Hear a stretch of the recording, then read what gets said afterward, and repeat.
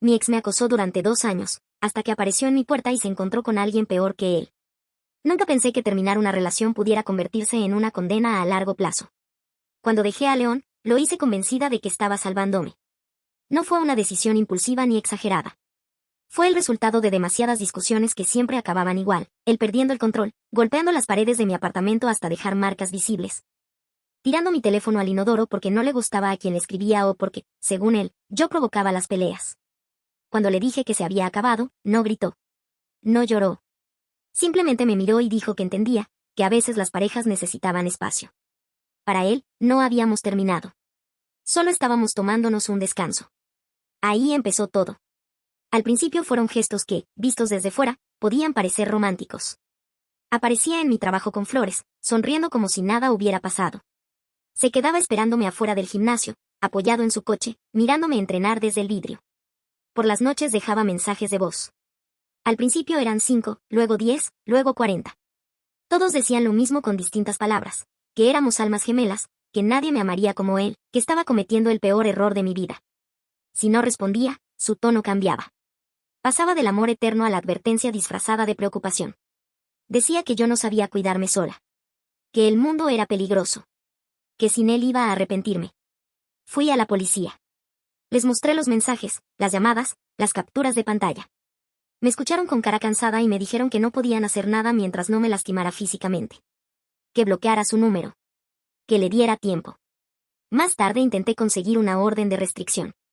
El juez dijo que eran penas de amor, que la gente actúa de forma irracional cuando sufre, y que León solo necesitaba sanar. Así que aprendí a vivir así. Cambié mi número 4 veces. Me mudé de apartamento 2 veces. Cambié de gimnasio. Lo bloqueé en todas las redes sociales, solo para que creara cuentas nuevas. Mis amigas dejaron de invitarme a planes porque, de alguna forma, León siempre se enteraba y aparecía. Mi hermana terminó instalando cámaras en su casa después de que él empezara a dejarle cartas en el buzón, pidiéndole que me hiciera entrar en razón. Pasaron 2 años. 2 años de mirar sobre mi hombro, de sobresaltarme con cualquier golpe en la puerta, de vivir con la sensación constante de que mi vida no era completamente mía. Y cuando ya estaba cansada, cuando había aceptado que esa iba a ser mi normalidad, conocí a Teo. Nos cruzamos en la boda de mi prima. Él era asistente del fotógrafo.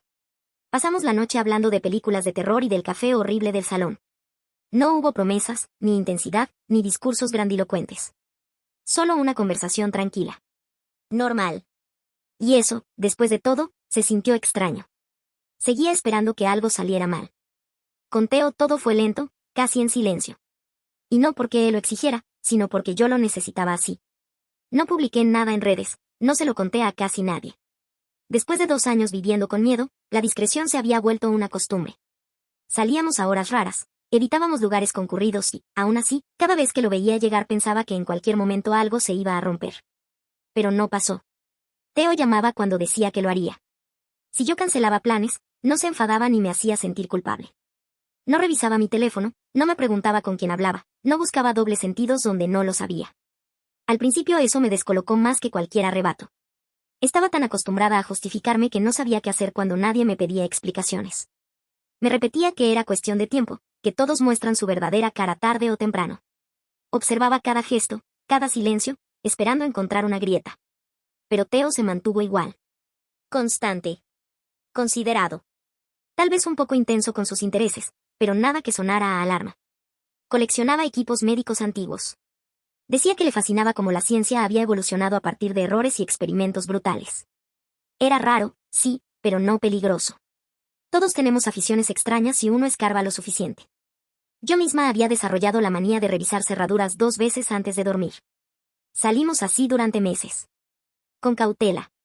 Con esa fragilidad que se da cuando alguien ha pasado demasiado tiempo en modo supervivencia. A veces me sorprendía a mí misma riendo de verdad, sin estar calculando qué decir o cómo moverme. Y eso me asustaba más de lo que quería admitir. Pensé que, por primera vez en mucho tiempo, estaba a salvo. Me equivoqué. La semana pasada todo se vino abajo. No sé cómo León se enteró de Teo. Tal vez nos vio en el mercado de granjeros. Tal vez alguien habló de más. Tal vez nunca dejó de vigilarme del todo. Lo único que sé es que apareció en mi puerta a las 7 de la mañana. Empezó con golpes. Luego con gritos. Decía que yo era su alma gemela, que este era nuestro momento para volver a estar juntos. Que había cambiado, que había crecido, que había hecho el trabajo interior mientras me esperaba pacientemente. Los golpes se hicieron más fuertes. Empezó a patear la puerta, gritaba que sabía que estaba adentro, que teníamos que hablar, que no se iría hasta que le abriera. Decía que ese nuevo tipo no podía amarme como él. Yo estaba temblando, con el teléfono en la mano, a punto de llamar al 911, cuando escuché pasos detrás de mí. Theo salió de mi habitación con una taza de café, como si afuera no hubiera nadie intentando derribar la puerta. Escuchó a León durante unos segundos. 30, tal vez. Luego sonrió de una forma extraña y me dijo, con una calma que no entendí en ese momento, que se encargaría. Y antes de que pudiera detenerlo, abrió la puerta.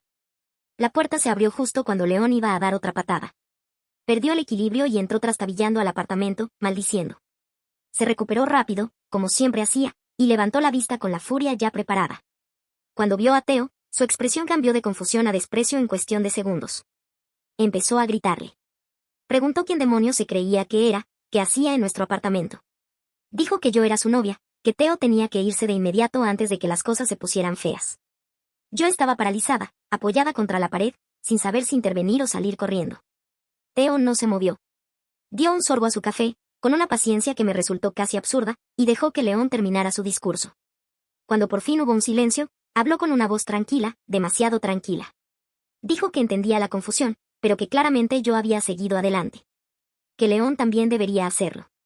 León se rió. Una risa corta, cargada de arrogancia. Dijo que Theo no tenía idea de con quién se estaba metiendo. Que llevaba 2 años luchando por esta relación y que un tipo cualquiera no iba a robarle lo que era suyo. Ahí fue cuando algo cambió. La sonrisa de Theo se hizo más amplia, pero sus ojos se vaciaron por completo. Dejó la taza sobre la mesa con cuidado y le preguntó a León, casi con curiosidad, si alguna vez había leído sobre métodos de tortura medieval. Habló de cómo el cuerpo humano podía soportar daños sorprendentes si sabías qué partes evitar. De cómo la ciencia forense moderna seguía siendo inútil sin evidencia concreta. León se quedó callado. Theo siguió, como si estuviera explicando una receta. Dijo que había estudiado anatomía desde los 12 años, que la taxidermia le había enseñado más de lo que la gente imaginaba, que su colección de cuchillos no era solo para cocinar. Mencionó su sótano, la insonorización perfecta que había quedado de un viejo pasatiempo de restauración de baterías. Comentó, casi de pasada, que los hábitos de acoso de León hacían muy fácil que nadie cuestionara su desaparición. Habló de terminaciones nerviosas, de pérdida de sangre, de cómo separar articulaciones sin causar un shock inmediato. La cara de León pasó de roja a blanca, luego a un tono verdoso. Dio 3 pasos hacia atrás sin apartar la mirada. Theo lo siguió, despacio, manteniendo contacto visual en todo momento. Yo no podía moverme. No podía hablar. Solo escuchaba. Entonces Theo sacó su teléfono. Se lo mostró a León durante apenas unos segundos. No vi la pantalla. No supe qué había ahí. Solo vi cómo León giraba sobre sus talones y salía corriendo del apartamento, bajando las escaleras como si su vida dependiera de ello. Theo cerró la puerta con calma. Me quedé de pie en el mismo lugar durante varios segundos después de que la puerta se cerró. No estaba segura de si debía respirar, gritar o salir corriendo. Theo guardó el teléfono, tomó de nuevo su taza de café y dio un sorbo como si acabara de terminar una conversación incómoda, no una amenaza velada que había vaciado el color del rostro de un hombre. Le pregunté qué le había mostrado. No respondió de inmediato. Solo dijo que León ya no iba a ser un problema. Quise insistir, pero algo en su tono me detuvo. No era brusco ni agresivo. Era definitivo. Como si el asunto ya estuviera resuelto y no mereciera más atención.